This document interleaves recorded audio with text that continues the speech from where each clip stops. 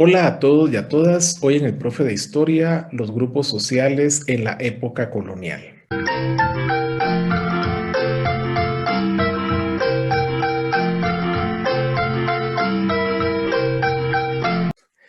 Hola a todos y a todas. Hoy en el Profe de Historia estudiaremos un tema sumamente interesante como lo es los grupos sociales en la época colonial. Una de las formas más sencillas de estudiar la época colonial en cuanto a grupos sociales es a partir de este esquema que diseñó justamente el célebre historiador Severo Martínez Peláez en su obra La Patria del Criollo. En La Patria del Criollo lo que encontramos nosotros es este diseño en el que los círculos, en este caso para efectos didácticos de este video pintados en color celeste, podemos observar a los tres grupos fundamentales de la época colonial en el Reino de Guatemala. Esta importancia o relevancia depende, por ejemplo, de la cantidad o el peso específico en la producción, como el caso de los pueblos originarios, es decir, los indígenas, quienes eran la mayoría. Por otro lado, a nivel del sector económico todopoderoso de la época, quienes eran los criollos, que también aparecen en este caso en un círculo celeste, y a la par, un grupo también muy importante como son los funcionarios reales peninsulares, es decir, oriundos de la península ibérica. Por otro lado, en este esquema lo que podemos encontrar es el diseño del mestizaje cultural y biológico que se dio en primera instancia entre españoles y criollos, por ejemplo, e indígenas. Y ese mestizaje estaría dibujado en esos dos óvalos de verde oscuro y verde claro para señalar que ahí hubo una mezcla biológica y cultural. Al mismo tiempo, la idea es que esos grupos van a dar como resultado grupos sociales también, no solo biológicos. Un grupo social, por ejemplo, sería una capa media alta rural que está en este esquema y la capa media baja rural de la cual hablaremos luego.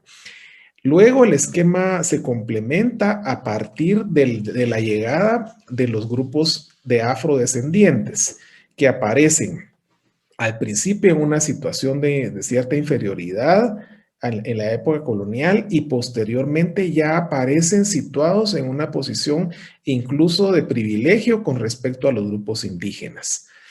Y el esquema se complementa totalmente cuando analizamos los grupos urbanos, que básicamente quedan encerrados en rectángulos, como es el caso de la capa media alta urbana, los artesanos y la plebe. Ahora vamos a hablar de cada uno de ellos. El primer grupo serían los criollos, el grupo todopoderoso de la época colonial. Son los españoles nacidos en América, por lo tanto, son los descendientes de los primeros conquistadores o invasores. Esa herencia de sangre, esa herencia de poder, les da a ellos las posibilidades de adquirir propiedades importantes como eran las grandes haciendas. Eran básicamente los hacendados de la época. Ese mismo acceso a la tierra les dio posibilidades de convertirse en grandes comerciantes de la época. Ellos disponían de mano de obra abundante y semigratuita, lo cual fue un factor muy importante y de gran relevancia para la riqueza que ellos van a tener. Por otro lado, ellos ostentaban el poder económico, sin embargo, el poder político todavía no lo detentaban durante la época colonial, porque eso lo vamos a encontrar en otro grupo también importante. Por otro lado, sí tenían representación en el poder local, por ejemplo, tenían acceso a los cargos en los gobiernos de los cabildos o municipalidades llamadas actualmente así. Obviamente el otro grupo poderoso a la par de los criollos en este esquema que hemos estado analizando va a estar formado por los peninsulares. ¿Quiénes son ellos? La palabra lo dice, son aquellos oriundos de la península ibérica, son los españoles que vienen en calidad de funcionarios a representar al rey, a representar a la corona. Aquí ostentan los más altos cargos políticos como el de capitán general, presidente de la audiencia, el cargo de oidor y otros cargos que existían en aquel tiempo. Son las personas más importantes desde el punto de vista político. Por supuesto que el tercer grupo de relevancia va a ser el conformado por las grandes mayorías de aquellos tiempos, que son los pueblos originarios, los indígenas, que en la época colonial justamente eran llamados como los indios. Este grupo, además de ser el más poderoso, era el que sostenía básicamente la producción. Era el grupo que, merced a sus trabajos en los repartimientos, en las encomiendas, con la tributación, eran los que sostenían toda la base económica del Reino de Guatemala durante la época colonial. Ellos estaban supeditados tanto a los criollos como a los peninsulares. A los criollos porque trabajaban para ellos y a los peninsulares porque tenían que ser los responsables de entregar tributos para la corona a través de estos funcionarios peninsulares. Por esa razón es que Severo Martínez decía que las comunidades indígenas eran siervos que tenían dos amos, tanto a los criollos como a los peninsulares. Un sector muy interesante de estudiar es el de los indios o indígenas nobles. Ellos adquirían la capacidad de llegar a organizar el poder local de los llamados pueblos de indios, por ejemplo, en su calidad de alcaldes indios. Eran efectivamente un sector altamente privilegiado porque el hecho de ser autoridades locales de los pueblos les permitía privilegios como, por ejemplo, no tener que entregar tributos, no tener que ir a los repartimientos y además tener las posibilidades de adquirir propiedades de tierra en calidad de propiedad privada. Un grupo sumamente interesante que surgió en la época colonial, casi desde el principio, fue el de los mestizos.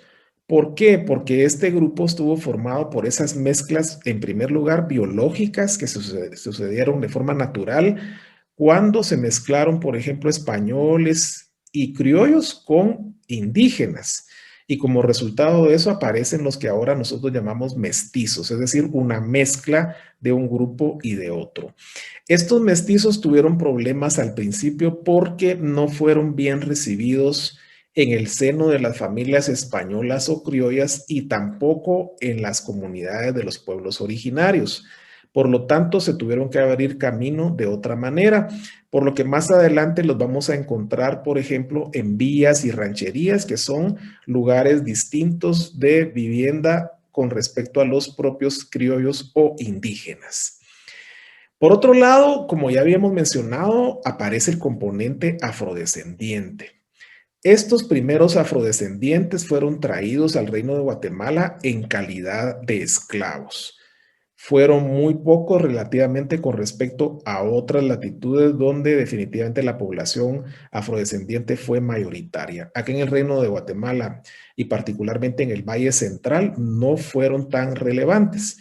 Acá sí trabajaron en alguna producción agrícola, por ejemplo, o alguna producción de ingenios, como el caso de los dominicos en San Jerónimo, Verapaz, pero en general no fueron una gran mayoría productiva.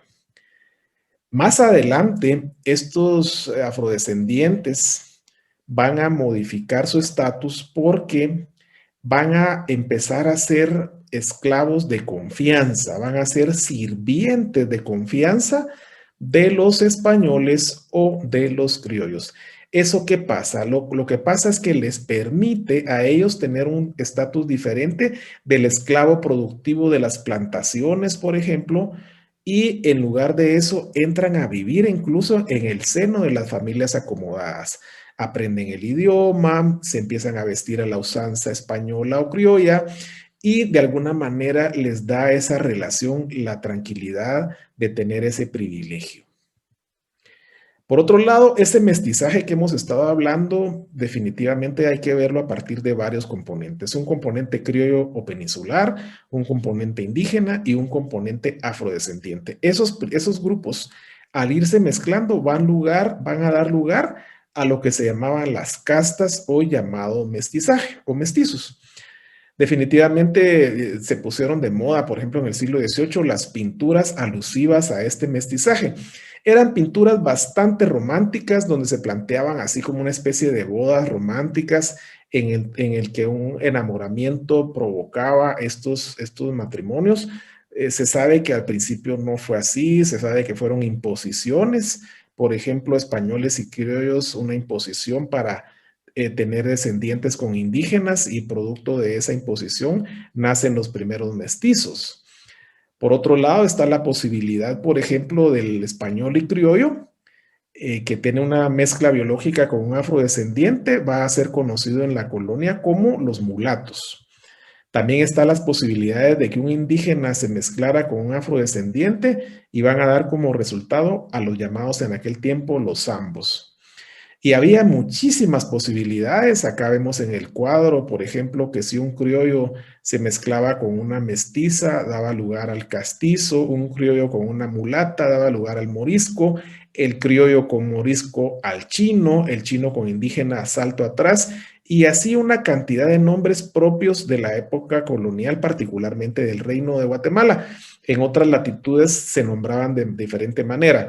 Esto es bien interesante porque el niño cuando nacía, además de recibir su nombre, de una vez se quedaba en el acta de bautizo cuál era su origen. Este niño se llamaba de tal manera y era castizo. Este otro niño era salto atrás, por ejemplo.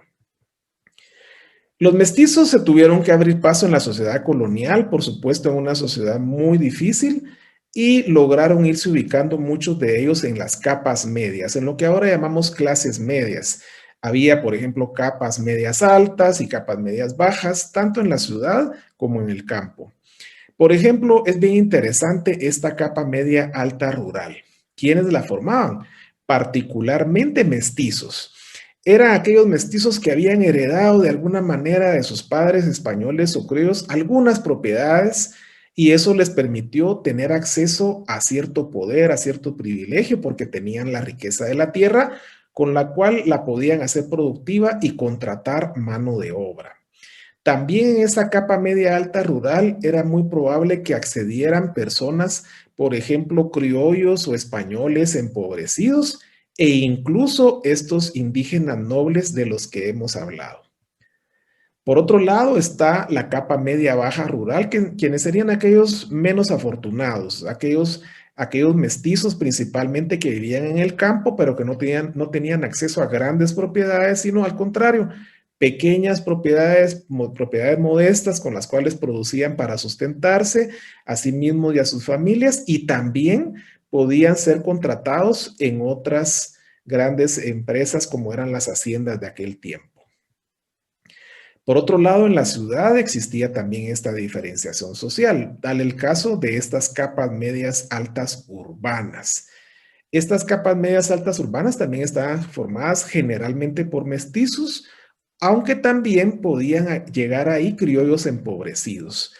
Estas personas de la capa media alta urbana eran muy privilegiadas, podían tener acceso a la educación superior, ir a la universidad, hacer carrera militar, hacer carrera eclesiástica, y eso les permitía tener esas posibilidades de solvencia económica, como por ejemplo eran médicos, abogados, comerciantes, y eran personas muy acomodadas. Por otro lado, está un sector mediano que vivía en las ciudades, como eran los artesanos. Estos eran aquellos que producían a partir de su trabajo con las manos. El caso, por ejemplo, de zapateros, talabarteros, sastres, dulceros, zapateros, una cantidad impresionante de personas que trabajaban en los gremios. Por ejemplo, había maestros, oficiales y artesanos que estaban tratando de aprender un oficio y a partir de ahí se ganaban la vida. Eran personas muy importantes. Igual que la plebe, que era el tercer grupo social mediano que existía en las ciudades, como eran aquellas personas que trabajaban en trabajos muy sencillos, haciendo un trabajo hoy, un oficio mañana, vendedores ambulantes, trabajadores esporádicos, eran los pobres de la ciudad. Lo que podemos entonces como hacer un balance de esta sociedad colonial es que era una sociedad marcadamente estratificada. Lo que podemos observar es que el origen de las personas marcaba su estatus social. No había muchas posibilidades de ascenso social, dado que una persona nacía en el seno, por ejemplo, de una familia indígena, ahí se iba a quedar él y sus descendientes. No había posibilidades de ascenso social. y de tal manera que, por ejemplo, si analizamos lo que pasaba en las capas pobres de la ciudad, era lo mismo. Los de la plebe nacían en el seno de una familia muy pobre y ahí iban a continuar porque el estatus estaba marcado por ese origen. Por otro lado, existía esa pigmentocracia que fue clave para definir política y socialmente a la colonia. La pigmentocracia quiere decir que el color de la piel determina en mucha medida el poder que una persona tuviera. De tal manera que el mayor poderío lo iban a tener los criollos y los peninsulares, quienes tenían ascendencia europea.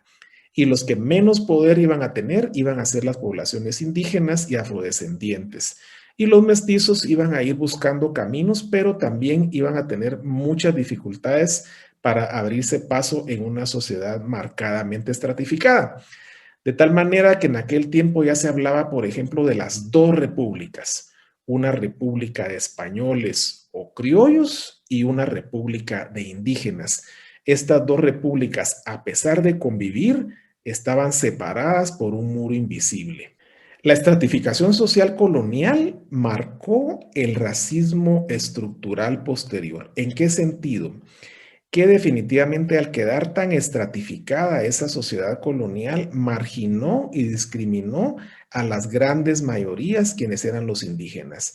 Los primeros afrodescendientes también quedaron sometidos a esa marginación, pero durante toda la época colonial fueron los indígenas los que sufrieron más el estigma de esa discriminación, de esa marginación, que con el tiempo se va a constituir en un componente fundamental del racismo estructural que se arrastra ante la sociedad colonial y posterior a la misma.